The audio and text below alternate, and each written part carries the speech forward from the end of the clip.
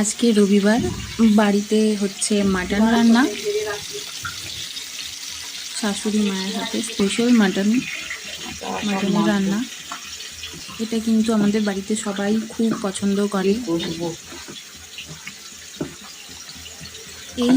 এইটা যখন রান্না হয়, যখন মা যখন এই রান্নাটা করে, তখন আর কোনো কিছুই লাগে না, শুধু এই মাংসর ঝোল দিয়েই কিন্তু পুরো এক থালা ভাত কিন্তু খাওয়া যায়।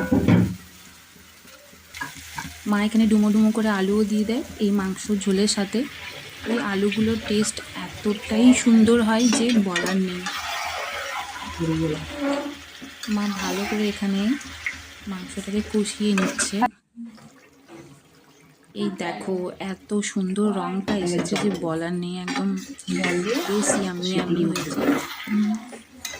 পুরো মশলাটাকে ভালো করে কষিয়ে মা এটাকে প্রেসার কুকারে দিয়ে দেয়। প্রেসার কুকারে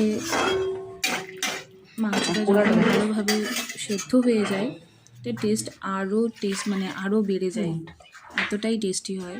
প্রেসার কুকারে ওই 4টে থেকে 5টা সিটি দেওয়া হয়, ব্যাস, তারপর রেডি মাটন।